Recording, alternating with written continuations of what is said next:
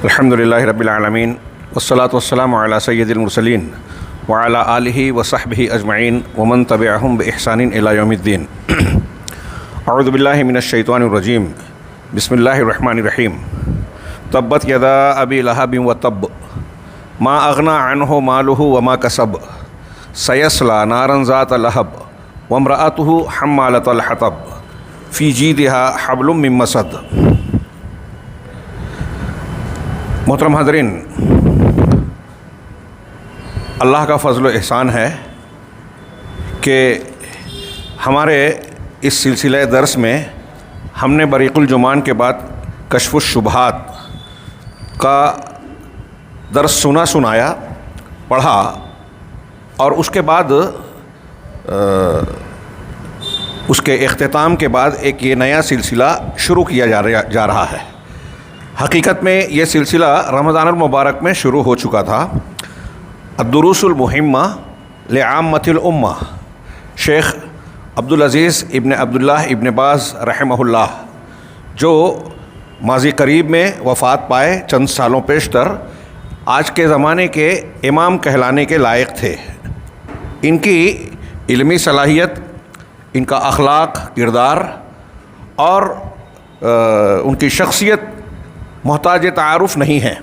عالم اسلام میں پورے دنیا کے مسلمانوں کے درمیان ان کے خیر نے جو ہے اثرات دکھائے۔ علمی اعتبار سے، مادی اعتبار سے انہوں نے سلف کے منہج کو مدینۃ المنورہ میں رہتے ہوئے، جامعہ اسلامیہ میں رہتے ہوئے پورے دنیا میں فیض پہنچایا۔ نابینا ہونے کے باوجود ہمارے لیے ایک عبرت اور نمونے کی چیز ہے کہ کہتے ہیں کتب ستہ، بیشتر احادیث کے اور کتب ستہ کے حافظ تھے۔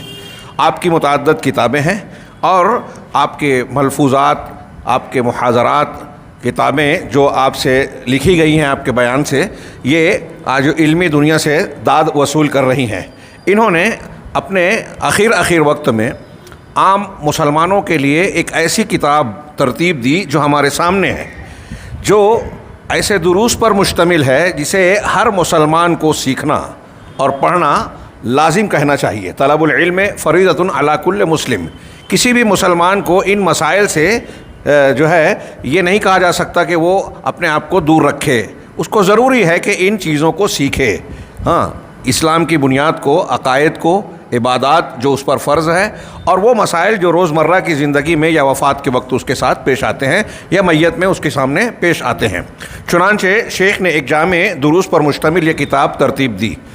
ہاں، آغاز میں سورۃ الفاتحہ کے بعد جز اخیر کے سورۃ العادیات سے سورہ ناس تک صورتوں کو پیش کیا ہے، جس سے ان کا مقصود یہ ہے کہ استاذ اپنے طلبہ کو، چاہے وہ مساجد میں ہوں، خصوصی حلقے میں ہوں یا کسی بھی مقام پر، کم سے کم ان صورتوں کو اچھی طریقے سے پڑھائے، صحیح ادائیگی اور تجوید کے ساتھ، اور پھر ان کو حفظ کرائے۔ حفظ کرنے کے بعد اس کا ترجمہ مختصر تشریح اور تفسیر کے ساتھ اپنے ذہن و دماغ میں تازہ کر لیں۔ ہاں، چنانچہ اسی سلسلے میں رمضان المبارک کے دروس میں ہم نے سورہ عادیات، سورہ فاتحہ اور سورہ عادیات سے لے کر سورہ کافرون تک پڑھا تھا۔ اب سورہ لہب اور پھر قل ھو اللہ احد، قل اعوذ برب الفلق، قل اعوذ برب الناس، یہ 4 صورتیں ہم انشاءاللہ اپنے اس سلسلے میں پڑھیں گے، اور اس کے بعد جو دروس دیے گئے ہیں آپ کو یہ ایک اردو کا ترجمہ جو شیخ عبدالعزیز ابن عبداللہ بن باز کے اس متن کے شرح میں شیخ ہیثم محمد جمیل سرحان صاحب، جو سابق مدرس معہد الحرم مسجد نبوی ہیں، ان کی شرح کے ترجمے کے ساتھ آپ کے ہاتھوں میں ہے۔ مترجم کا نام محفوظ الرحمن محمد خلیل الرحمن آپ کے پاس موجود ہے، درج ہے، اور یہ جماعت اہل حدیث مرکز دارالہدیٰ اڑپی کی جانب سے شائع شدہ ہے۔ رمضان المبارک میں میرا سفر ہوا، میں نے ان سے تذکرہ کیا، انہوں نے جو ہے ماشاءاللہ کتابوں کا ایک اتنا نسخہ فراہم کر دیا کہ ہم اپنے حاضرین کو فراہم کر سکیں۔ اللہ رب العالمین کا شکر ہے، اور اس کے بعد ان حضرات کو بھی ہمیں دعا دینا چاہیے اور برکت دیں، اللہ تعالیٰ ان کے اس عمل کو قبول فرمائیں۔ شیخ عاطف جو جمعیت اہل حدیث کے امیر ہیں، اور شیخ اکرام الحق صاحب، ان دونوں نے مطلب یہ کتابیں فراہم کی ہے۔ چنانچہ میں آپ حضرات سے بھی گزارش کروں گا کہ ان دروس کو غیر اہم نہ سمجھیں۔ جو کتاب آپ کے ہاتھ میں ہے، شیخ ابن باز کے مقدمے کی شرح میں اس میں امام مجاہد کا قول نقل کیا ہے کہ کوئی یہ نہ سمجھے، ہاں عام طور سے کچھ لوگوں کا ہے کہ بھائی یہ تو عام مسلمانوں کے لیے ہے یا چھوٹے لوگوں کے لیے، طلبہ کے لیے ہے، ہم بہت جانکار ہیں۔ ایسی فکر کے ساتھ جو اپنے آپ کو بڑا سمجھے علم میں، ہاں تو یہ مومنانہ کردار نہیں ہے۔ امام مجاہد کا قول نقل کیا جو آپ کی کتاب میں اردو میں درج ہے کہ شرم اور تکبر کے ساتھ علم نہیں حاصل ہوتا۔ ایک آدمی کے اندر اگر شرم ہو حصول علم کے سلسلے میں، یا اپنے آپ کو بڑا سمجھتا ہو، تکبر اختیار کرتا ہو، تو ایسا شخص جو ہے صاحب اللہ تبارک و تعالیٰ کی جانب سے علم سے، حقیقی علم سے محروم ہوتا ہے۔ وہ اپنے آپ کو چاہے جتنا بڑا دانشور عقل مند سمجھیں۔ آپ بڑے بڑے علماء، صحابہ، محدثین کو دیکھیں، امام احمد، یحییٰ بن سعید بن قطان رحمہم اللہ، امام بخاری، اور اس درجے کے لوگ کہ ان کے سامنے کوئی شخص ایسی حدیث پیش نہیں کر پاتا تھا جو وہ نہ جانتے ہوں۔ اس کے باوجود اگر کہیں کوئی ایسی مجلس نظر آتی جہاں حدیث رسول بیان کی جا رہی ہے یا کوئی پیش کرنے لگتا تو یہ پوری توجہ کے ساتھ اس کی طرف جو ہے اس کی بات کو سننے لگتے کہ اللہ کے رسول اور اللہ کے کلام میں برکت ہے، اس کو سننے سے ہمیں فائدہ ہوگا، ایک عبادت کا پہلو ہوگا، علم میں تازگی آئے گی، اور ہر مرتبہ غور و فکر کرنے سے علم کے نئے راستے ہمیں کھلتے ہوئے نظر آتے ہیں۔ لہذا ان چیزوں کو ملحوظ رکھتے ہوئے میں چاہوں گا کہ آپ حضرات ان دروس پر توجہ فرمائیں، اور میں نے جیسا کہ گزارش کی تھی کہ اپنے گھر کے بچوں، عورتوں کے لیے بھی کوشش کریں کہ ان دروس کو ہم ان کے لیے مہیا کر سکیں، یا تو وہ شریک ہوں یا ان تک یہ دروس پہنچے۔ دین کی یہ بنیادی تعلیم سیکھنا ہر انسان کے لیے ضروری ہے، اور آج دنیا میں جتنی بھی خرابیاں، بگاڑ، ارتداد، انحراف پایا جاتا ہے، اس کی سب سے بڑی اور بنیادی وجہ جہالت ہے۔ دین کی صحیح تربیت کا نہ ہونا ہے، اور خاص طور سے دین کی بنیاد، منہج اور عقیدے کا مضبوط نہ ہونا۔ اگر کوئی بچی یا بچہ مرتد ہو رہے ہیں، منکر حدیث بن رہے ہیں، کسی دھوکہ دینے والے کے دھوکے کا شکار ہو رہے ہیں، تو یہ بات دوسری کوئی بھی سبب اور ذریعہ بن رہا ہو، لیکن یہ بات طے ہے کہ وہ حقیقی منہج اور عقیدے سے جاہل ہے، اس کی قدر و قیمت اور اس کی حقیقت سے واقف نہیں ہے، اسی لیے شیاطین الانس والجن کا یہ وار اس پر عمل کرتا ہے۔ آئیے ہم درس شروع کریں۔ اس سے پہلے میں نے جو شروعات کی تھی اس مقصد یہ کہنے کے لیے خاص طور سے کہ عام طور سے ہمارے اسلاف کا ایک طریقہ یہ بھی ہے کہ کسی کتاب کو لکھنے یا پڑھنے کا آغاز کرتے تو انما الاعمال بالنیات والی حدیث کی یاد دہانی کرتے۔ مقصد یہ ہوتا تھا کہ ہم اپنا جو لکھ رہا ہے، جو بیان کر رہا ہے وہ بھی، اور جو سن رہا ہے، پڑھ رہا ہے وہ بھی اپنی نیت کو درست کر لیں۔ ہم اللہ رب العالمین سے دعا کریں کہ اللہ تعالی ہمیں اخلاص نیت عطا فرمائے، اور ان دروس کو جو ہم سننے اور سنانے کا اہتمام کر رہے ہیں، یہ ہمارے لیے دنیا اور آخرت میں کامیابی، سعادت اور فائدے کا سبب بنے، یہ ہمارے لیے خلاف وبال نہ بنے۔ علم ہمیں حاصل ہو اور اللہ رب العالمین ہمیں توفیق دے کہ ہم اس پر عمل بھی کریں۔ آج جو سورت میں نے پڑھی، گزشتہ صورتیں جو رمضان المبارک میں پڑھنے کے بعد، یہ سورہ لہب ہے۔ تبت یدا ابی لہب و تب۔ پہلے ترجمہ ملاحظہ فرمائیں کہ ابو لہب کے دونوں ہاتھ ٹوٹ گئے، و تب، اور وہ بھی ہلاک ہو گیا۔ ما اغنی عنہ مالہ، اس کے مال نے اسے کوئی فائدہ نہیں پہنچایا۔ وما کسب، اور جس چیز کو اس نے کمایا، اس کی کمائی، اب اس کی کمائی عام طور سے اہل علم نے کہا کہ کمائی اولاد کو کہا، نہ مال نے کام دیا نہ اولاد نے۔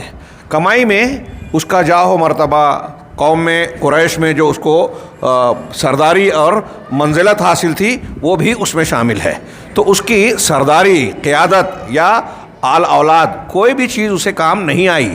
سیصلا نارن ذات لہب، ان قریب وہ ایک شعلوں والی آگ میں داخل ہو جائے گا، ڈالا جائے گا۔ وامرأتہ، اور اس کی بیوی بھی، عروہ بنت حرب، ابو سفیان کی بہن، ام جمیل اس کی کنیت تھی، جو ابو لہب کی بیوی تھی۔ وامرأتہ حمالۃ الحطب، جو ایندھن کی لکڑیاں، جلانے والی لکڑیاں ڈھونے والی، اٹھانے والی تھی۔ فی جیدہا حبل من مسد، جید گردن کو، پتلی لمبی خوبصورت گردن کو جید کہتے ہیں، اس کے گردن میں حبل من مسد، وہ مونج کی یا کھجور کے پوست کی بٹی ہوئی مضبوط رسی ہے۔ یہ سورہ لہب ہے اور یہ اس کا ترجمہ ہے۔ ابو لہب کا تذکرہ کیا گیا کہ اس کے دونوں ہاتھ ٹوٹ گئے. ہاتھ ٹوٹ گئے یہ دعا اور بد دعا کے طور پر جملہ بولا جاتا ہے. ہاں، اس کا مطلب جسمانی طور پر ہی ہاتھ فریکچر ہو جائے یہ مطلب نہیں ہے، مطلب اس کی ہلاکت کے لیے ایسا ہر زبان میں بولا جاتا ہے. تو اس کے ہاتھ، پہلا جملہ دعا بد دعا کے طور پر ہے، اور اللہ رب العالمین فرما رہا ہے مطلب یہ کہ اس کا یہ ہونا ہی ہے معاملہ. اللہ کسی سے طلب تھوڑا نہیں کر رہا ہے، یعنی یہ گویا بد دعائیہ جملے کے ذریعے سے آگے خبر دے رہا ہے کہ وہ تب اور وہ ہلاک ہو گیا. تو پہلا جملہ بد دعا کا، دوسرا خبر کا. ابو لہب کون تھا؟ اللہ کے نبی جناب محمد رسول اللہ صلی اللہ علیہ وسلم کا سب سے بڑا سگا چچا. ہاں، کئی چچا تھے، سب سے بڑا چچا یہ ابو لہب تھا. اس کا نام حقیقی عبد العزیٰ تھا. ہاں، اور ابو لہب اس کی کنیت تھی. لہب شعلے کو کہتے ہیں، روشن شعلہ کہتے ہیں کہ یہ بڑا خوبصورت تھا اور اس کے چہرے پر اتنی سرخی اور لالی رہتی تھی جیسے خون دکھائی دے رہا ہے، سرخی نظر آتی تھی شعلے کی طرح. تو بارانوک اور خوبصورت تھا، اس لیے شعلے والا اس کو گویا لقب ہی پڑ گیا. ہاں، اس کی کنیت پڑ گئی. اور بعض لوگ کہتے ہیں کہ ابو لہب صاحب لہب ہوگا آخرت میں بھی، آخرت میں شعلوں والی آگ میں جہنم میں ڈالا جائے گا، اس اعتبار سے آخرت میں ابو لہب ہوگا، لہب والا شعلوں والا. تو ابو لہب اللہ کے نبی صلی اللہ علیہ وسلم کا سگا چچا. ہاں، یہاں اس صورت میں بہت ہی عبرت کی اور توجہ کی بات یہ ہے کہ اللہ رب العالمین نے ابو لہب کا نام لے کر اور پھر اس کی بیوی کی نسبت کر کے ان دونوں کی مذمت فرمائی اور نام لے کر اس کی ہلاکت کا ذکر کیا. ہاں، اللہ کے نبی صلی اللہ علیہ وسلم کے مخالفین اور دشمنوں میں اور بھی بہت سارے لوگ تھے. ابو جہل تھا، ہاں، اور دوسرے بہت سارے، عقبہ بن ابو معیط، عتبہ، شیبہ اور وغیرہ وغیرہ. ہاں، اور بڑی بڑی شرارتیں کی، لیکن بطور خاص اس کا نام کیوں لیا؟ ہاں، اس کی ایک وجہ تو یہ جو اس صورت کے شان نزول میں بیان کی جاتی ہے کہ اللہ کے نبی صلی اللہ علیہ وسلم ایک روز صفا کی پہاڑی پر چڑھے اور آپ نے یا صباحہ کا نعرہ لگایا. یہ عربوں میں طریقہ تھا کہ لوگوں کو اکٹھا کرنا ہے، کسی خطرے یا اہم خبر کی اطلاع دینی ہے تو اس طرح آواز لگائی جاتی تھی، لوگ تیزی سے لپکتے تھے. ہاں، لہٰذا قریش کے مختلف قبائل جمع ہو گئے. اکثر و بیشتر قبیلوں کی جتنی شاخیں تھی اس کے اہم لوگ یا بیشتر لوگ وہاں موجود ہو گئے. اور پھر سوال کیا، مالا کا کیا بات ہے؟ ہاں، اللہ کے رسول صلی اللہ علیہ وسلم نے فرمایا کہ ارائیتم لو اخبرتکم ان العدو یسبحکم اور یمسیکم اما کنتم تصدقونی. یہ بخاری مسلم کی حدیث ہے کہ بتاؤ، اگر میں تمہیں یہ بتاؤں، یہ خبر دوں کہ ایک لشکر، ایک دشمنوں کا ایک لشکر تم پر صبح یا شام کے وقت ہلہ بولنے والا ہے، حملہ کرنے والا ہے، تو کیا تم میری بات کو سچ مانو گے، تصدیق کرو گے؟ تو سب نے کہا بلا، کیوں نہیں. ہاں، قالا، کیوں نہیں. دوسری روایتوں میں یہ بھی ہے کہ سب نے کہا کہ ہم آپ کی بات کو تسلیم کریں گے، اس لیے کہ ہم نے آپ پر کبھی جھوٹ کا تجربہ نہیں کیا، آپ کو ہمیشہ سچا پایا ہے، سچ ہی بولنے والا پایا ہے، لہٰذا اگر آپ اس قسم کی خبر دیں گے تو ہم اس کی تصدیق کریں گے. تو آپ نے کہا فإنی نذیر لکم بین یدی عذاب شدید. تو میں آپ کو، تم میری بات کو مانو گے تو اپنے آپ کی صداقت کا لوہا منوا لیا، اعتراف کروایا. اس سے پتہ چلا کہ ایک داعی کو پہلے اپنی شخصیت کو منوانا چاہیے، معتبر بنانا چاہیے. اور پھر اللہ کے نبی صلی اللہ علیہ وسلم نے یہ اعتبار لینے کے بعد اہل مکہ سے کہا کہ میں تمہیں سامنے آنے والے ایک سخت عذاب سے ڈرانے والا ہوں. ہاں، اگر شرک اور بے ایمانی والی زندگی پر تم قائم رہے اور مر گئے تو تمہیں سخت عذاب آنے والا ہے. یہ سننا تھا کہ ابو لہب جو لوگوں میں مجمع میں موجود تھا اس نے کہا تبا لکا الہذا جمعتنا. بعض روایتوں میں تبا لکا سائر الیوم، کہ پورا دن تمہارے لیے ہلاکت و تباہی ہو، تمہارا برا ہو، بربادی ہو، کیا اس چیز کے لیے تم نے ہمیں جمع کیا؟ ہاں، تو تبا لکا جو اس نے نبی صلی اللہ علیہ وسلم کے لیے کہا تھا، اسی مناسبت سے جو ہے اللہ تبارک و تعالیٰ نے یہ سورہ نازل کی، تبت یدا ابی لہب و تب. اللہ کے نبی صلی اللہ علیہ وسلم کی یہ مخالفت اس کی پہلی نہیں تھی. جب اللہ کے رسول صلی اللہ علیہ وسلم نبوت ملنے کے بعد خفیہ طور پر 3 سالوں تک دعوت کا کام کرتے رہے اور اس کے بعد آپ کو یہ حکم دیا گیا وَأَنذِرْ عَشِيرَتَكَ الْأَقْرَبِينَ، اپنے قریبی رشتہ داروں کو آپ ڈرائیے، تو آپ نے تھوڑے تھوڑے فاصلے سے اپنے پورے خاندان کو جمع کیا. پہلی دعوت دی، باقاعدہ کھانے کے لیے بلایا، دعوت دی، 45 لوگ آپ کے رشتہ داروں میں جمع ہوئے اور آپ نے ایک ایک کو مخاطب کرنے کے بعد اپنی دعوت پیش کی. اس وقت بھی ابو لہب نے ہی مخالفت کی اور کہا کہ یہ آپ کے چچا زاد رشتہ دار سب موجود ہیں، یہ خاندان آپ کے لیے کافی ہے، ہاں اگر آپ نے یہ دعوت پیش کی تو پورے عرب کے لوگ اور ساری دنیا تمہاری مخالف ہو جائے گی، ہاں ہم اس وقت تمہارا ساتھ نہیں دے پائیں گے، لہٰذا بہتر ہے کہ تم اپنے خاندان پر اکتفا کرو اور اس دعوت سے باز آ جاؤ۔ یہ سن کر کسی نے بھی تائید نہیں کی اور اٹھ کے چلے گئے۔ دوسری دعوت میں بھی اللہ کے نبی صلی اللہ علیہ وسلم نے جب اپنی بات پیش کی تو دوسری دعوت میں چھوٹے چچا ابو طالب نے کھل کر یہ اظہار کیا کہ میں آپ کا ساتھ دوں گا، اگرچہ میں اپنے آباء و اجداد کے دین اور مذہب پر ہی قائم رہوں گا، لیکن آپ کا دفاع کرتا رہوں گا اور آپ کا ساتھ دوں گا۔ اس کے بعد بھی ابو لہب نے مخالفت کی اور کہا کہ بہتر ہے کہ تم انہیں محمد صلی اللہ علیہ وسلم کو اور ان کی اس دعوت کو یہیں روک لو، اس سے پہلے کہ یہ دعوت پیش کریں اور معاملہ جو ہے بڑھ جائے۔ اور ابو لہب نے اس وقت بھی مخالفت کی۔ یہ تو خاندان کی میٹنگ اور دعوت کے درمیان کی بات تھی۔ پھر اور روایتوں میں، سیرت کی کتابوں میں آپ واقعات پڑھیں گے کہ اللہ کے نبی صلی اللہ علیہ وسلم اس دعوت کے بعد جب لوگوں کے پاس جا کر کلمہ توحید، قرآن کی آیتیں تلاوت کر کے سنانے والے اپنے فریضے کو انجام دیتے تھے تو ابو لہب پیچھے پیچھے چلتا اور لوگوں سے کہتا کہ اس آدمی کی بات نہ سنی جائے، اور آپ پر جملے کستا، آپ کے خلاف مختلف باتیں کہتا۔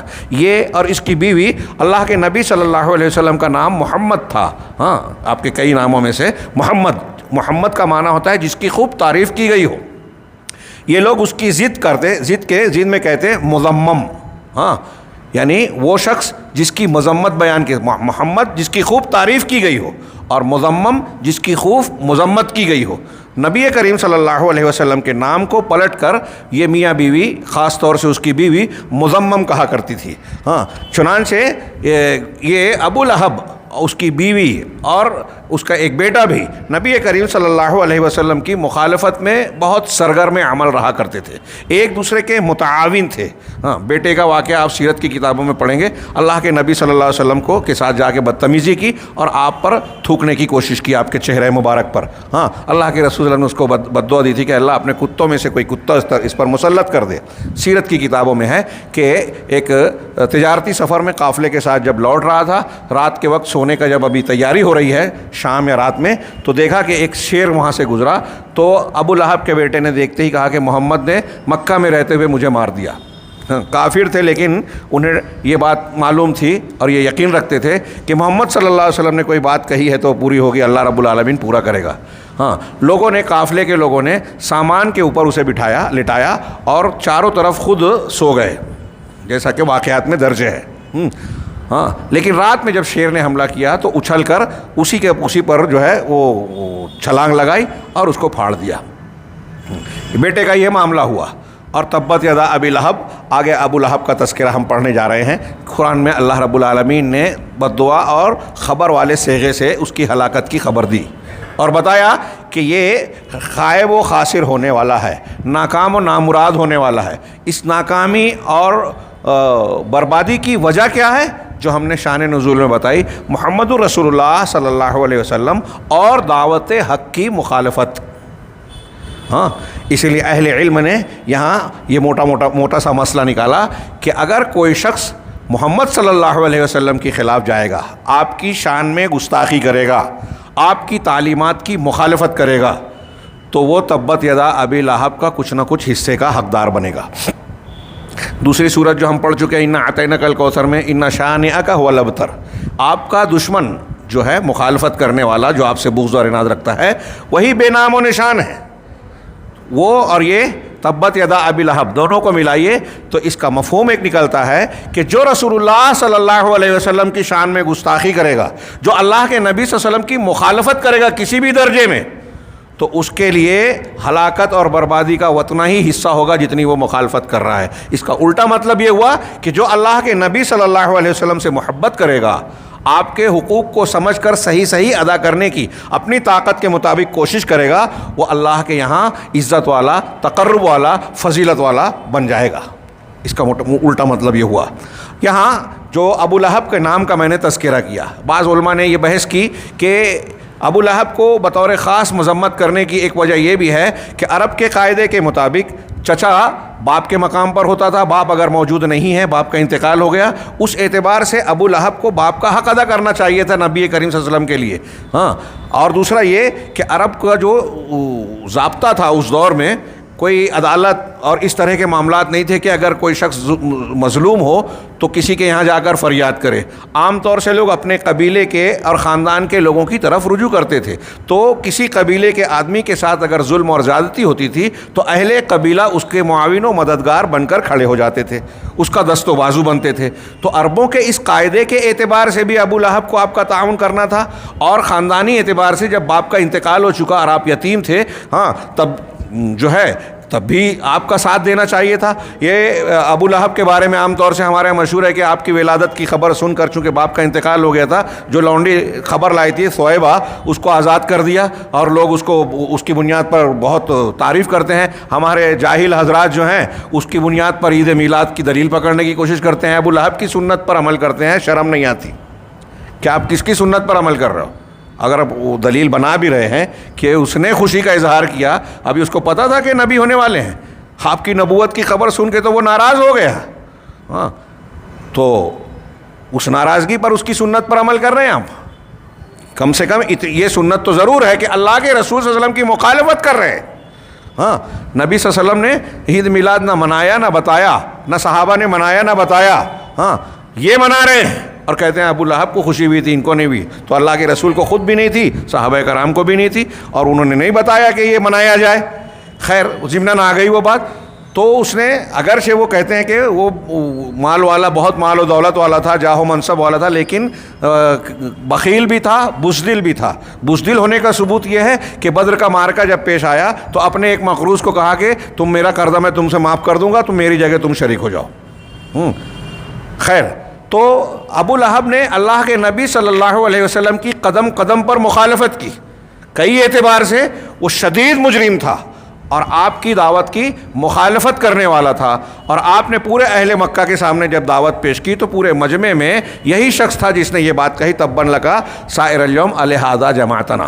اس قسم کی نمائندگی سے جب کسی مجمع میں اس طرح کی بات کی جاتی ہے تو بعض ایسے لوگ جن پر کوئی بات اثر کر سکتی ہے, ہاں, داعی کی, حق بیان کرنے والے کی, وہ بھی خاموش ہو جاتے ہیں. ہمارے یہاں بہت سارے لوگ ایسے ہیں, کئی باتوں کے بارے میں ہم جانتے ہیں کہ یہ صحیح ہے لیکن کھل کے تائید نہیں کرتے, اس لیے کہ ہمیں پتہ ہے کہ اس کی کھل کر تائید کریں, صحیح اور غلط بیان کریں گے تو بیٹھے بٹھائے ہم کو لگتا ہے کہ بیٹھے بٹھائے فلاں آدمی ہمارا مخالف ہو جائے گا, ہم سے ناراض ہو جائے گا. یہ نفسیاتی طور سے اس طرح کے بھی اثرات ہوتے ہیں. چنانچہ اللہ کے نبی صلی اللہ علیہ وسلم کی دعوت کے مقابلے میں ابو لہب نے جب یہ جملہ کہا تو اللہ تبارک و تعالیٰ نے یہ آیت نازل کی کہ تبت یدا ابی لہب وتب ما اغنی عنہ مالہ وما کسب. اس کے مال نے اسے بے نیاز نہیں کیا.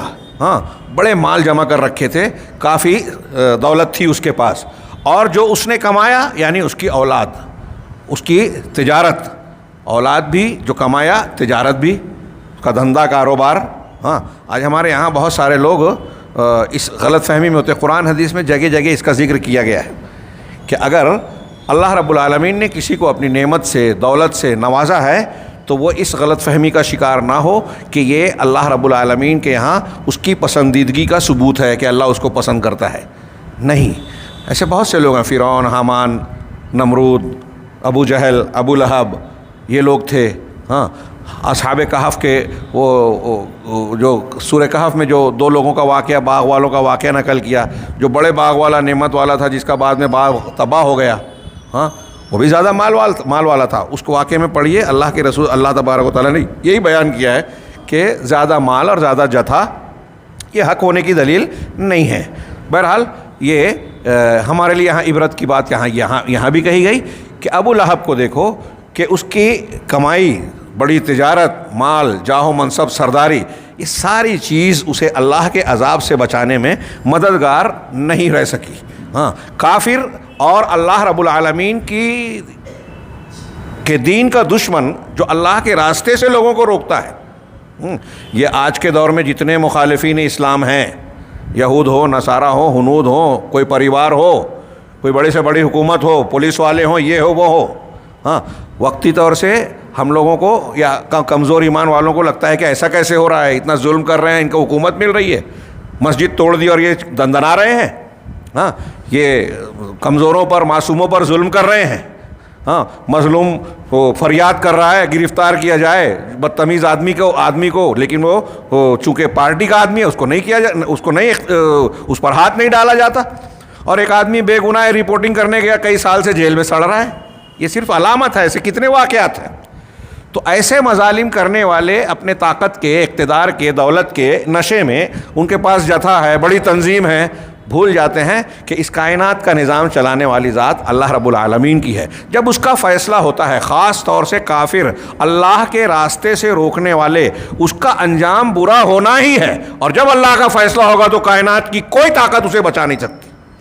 یہ اس صورت کا مرکزی موضوع ہے کہ کوئی بہت بڑا آدمی سماجی اعتبار سے، اقتدار کے اعتبار سے، حکومت کے اعتبار سے نظر آ رہا ہے، وہ فلاں وزیر ہے، وہ فلاں صدر ہے، فلاں حکومت کے اقتدار پر ہے، ہاں کلیکٹر ہے، پرانت ہے، فلاں ہے۔ اگر وہ شخص اللہ کے دین کا دشمن ہے، باغی ہے، مجرم ہے، اور جس دن اللہ کا فیصلہ ہوگا کہ اس کو گرفتار کیا جائے اللہ کے عذاب میں، تو دنیا میں اس کا کوئی اقتدار، اس کی طاقت، اس کے پولیس اور جتنے لوگ ہیں، کوئی اس کو بچا نہیں سکیں گے۔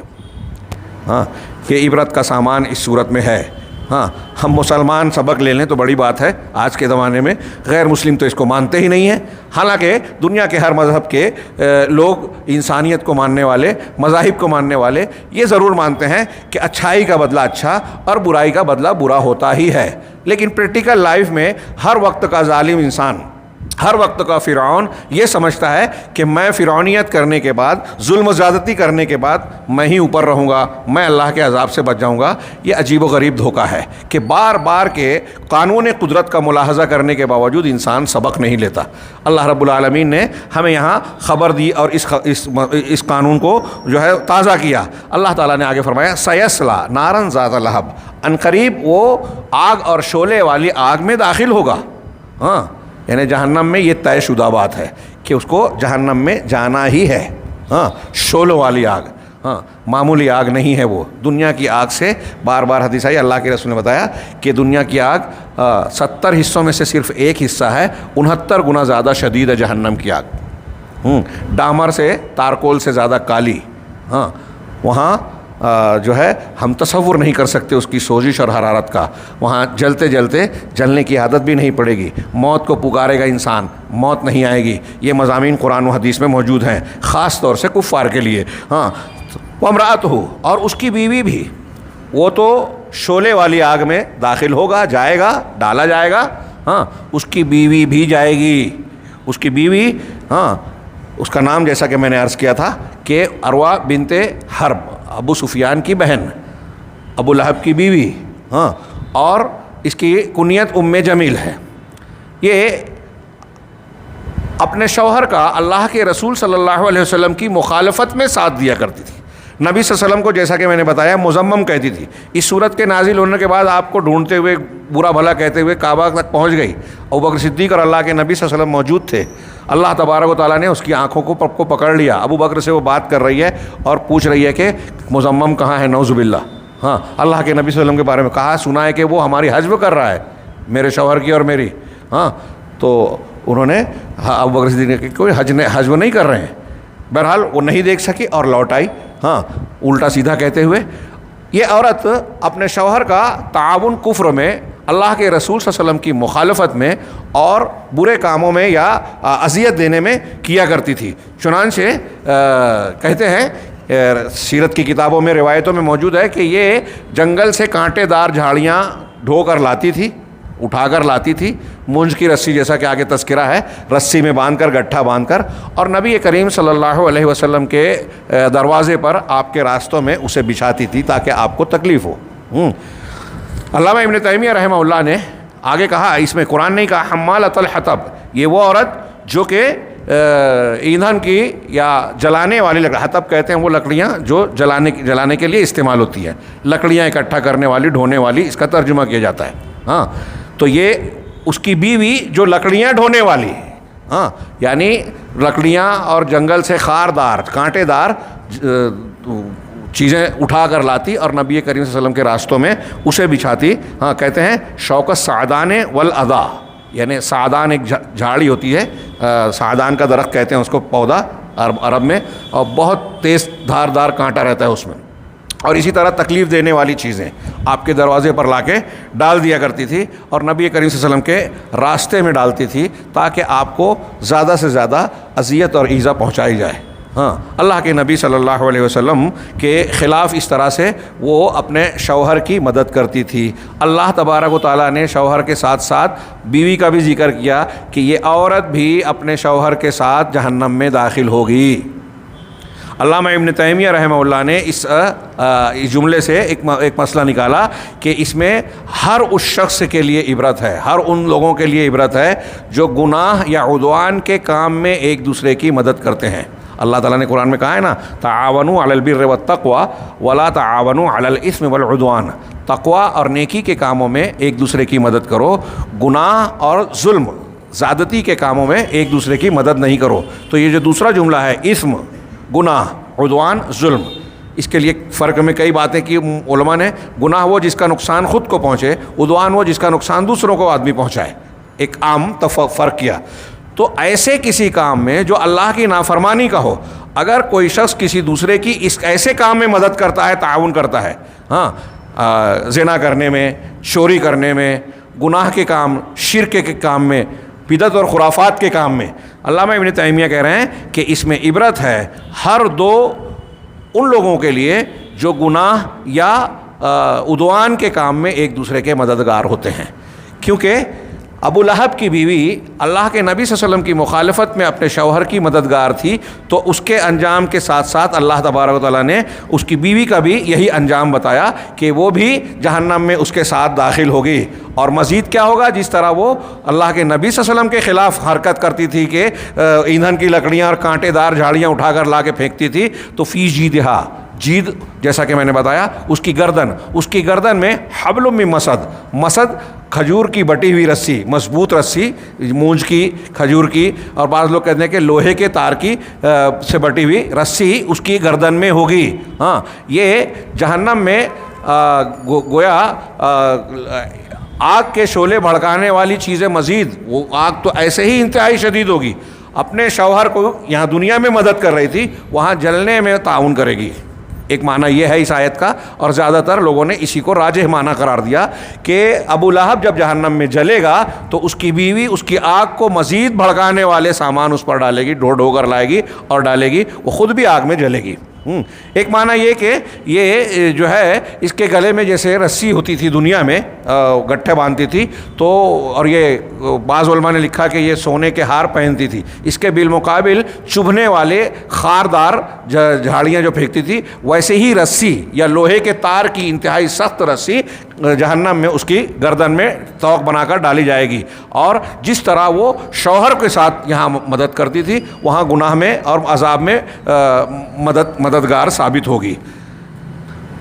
اللہ کے رسول اللہ تبارک و تعالیٰ نے یہ مختصر سی سورہ جو ابو لہب کے مذمت میں بیان کی ہے، یہ قیامت تک کے لیے جب پڑھی جائے گی، یا اللہ رب العالمین کی کتاب اور کلام جو ہے زندہ ہے، ہمیشہ رہے گا، یہ اس کے لیے ہمیشہ کے لیے ایک مذمت کا سامان بن گیا، جس کی سے پتہ چلا کہ اللہ کے رسول صلی اللہ علیہ وسلم سے جس کی مخالفت جتنی شدید ہوگی وہ اتنا زیادہ قابل مذمت ہوگا. یہاں بطور سبق کے ایک بہت پیاری بات بعض علماء نے بیان کی کہ اسلام کے انصاف، عدالت اور اللہ کے قانون کی عدالت پر غور کیجیے.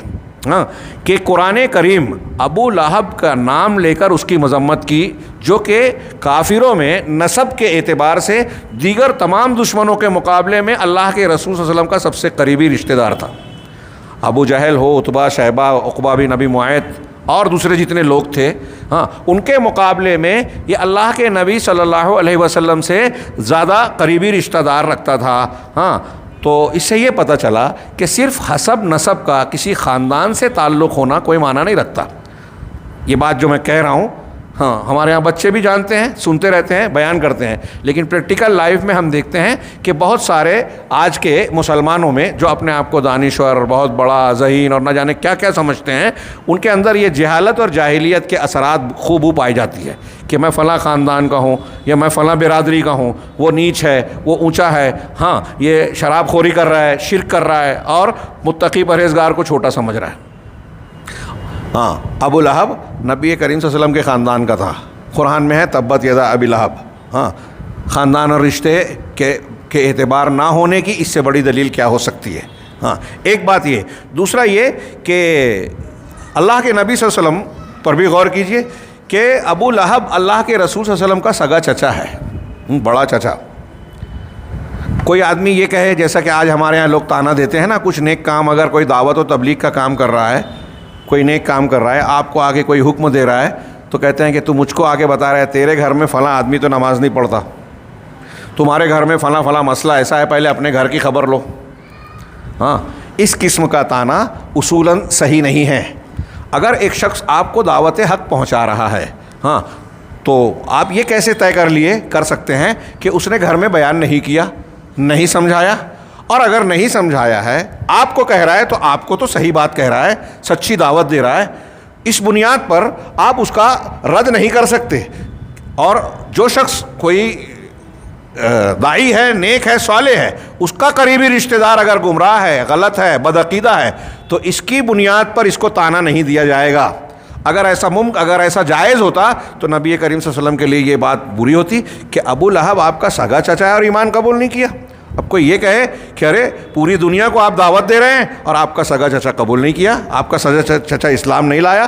اس میں 2-3 سبق بہت واضح ہیں۔ ایک عقیدے کا، ایک یہ کہ اللہ کے نبی صلی اللہ علیہ وسلم رسول ہیں، نبی ہیں، سید المرسلین ہیں، خاتم النبیین ہیں، شفیع المذنبین یوم القیامہ ہیں، لیکن آپ اللہ نہیں ہیں۔ آپ نے کوشش تو کی، دعوت تو دی، لیکن ابو لہب کو توفیق اسلام نہیں کر دے سکے، یہ مخالفت کرتا رہا، اسلام نہ لا کر۔ ابو طالب موافقت کرتے رہے، وہ بھی اسلام نہیں لائے۔ حضرت عباس جو آپ کے سگے چچا ہیں، وہ مسلمان بھی ہو گئے، ہاں وہ مسلمان ہوئے، یہ مسلمان بھی نہیں ہوئے اور مخالف ہوئے، ان کے بارے میں ہم وعید دیکھ رہے ہیں۔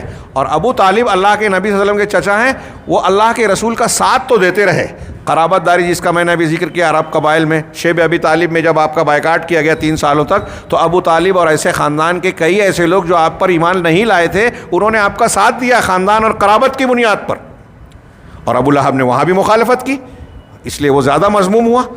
تو ایک ساتھ دیا، اسلام قبول نہیں کیا، ان کے بارے میں کہا کہ وہ جہنم میں سب سے ہلکا عذاب پانے والے ہوں گے۔ ہاں ابو لہب کا معاملہ ہم پڑھ رہے ہیں، تبت یدا ابی لہب۔ ہاں یہ آیت روشن چمک رہی ہے کہ سگا چچا ہونے کے باوجود چونکہ ایمان نہیں لایا، اس لیے ہلاکت کا اور مخالفت رسول کی، اس لیے ہلاکت کا جو ہے کہ وعید اس کے لیے نازل ہوئی اللہ کے کلام میں۔ ہاں اس سے پتہ چلا کہ اللہ کے نبی صلی اللہ علیہ وسلم کے اندر توفیق دینے کی قدرت نہیں تھی، یہ اللہ کی خصوصیت ہے۔ جیسا کہ ابو طالب کے سلسلے میں اللہ کے رسول اللہ تعالیٰ نے فرمایا انک لا تہدی من احببت، آپ جسے محبوب رکھتے ہیں رشتے اور خاندان کی بنیاد پر، ہاں آپ اسے ہدایت نہیں دے سکتے، ولیکن اللہ یہدی من یشاء، اللہ جسے چاہے ہدایت دیتا ہے۔ جو لوگ یہ کہتے ہیں کہ رسول اللہ صلی اللہ علیہ وسلم مختار کل، جو چاہے کر سکتے تھے، ہاں وہ اس آیت سے اور ایسی اور بھی دلیلیں ہیں، غور کریں کم سے کم اس آیت پر کہ بہت کوشش کی ابو طالب کلمہ پڑھ لیں، نہیں پڑھ سکے۔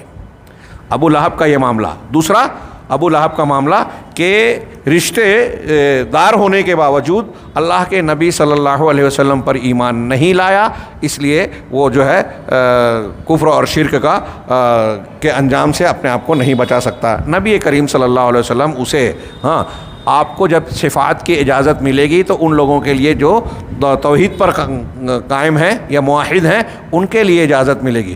ابو لہب کو، ابو طالب کو آپ جہنم سے نکالنے کی سفارش نہیں کر سکیں گے، اس لیے کہ یہ کفر پر مرنے والے ہیں۔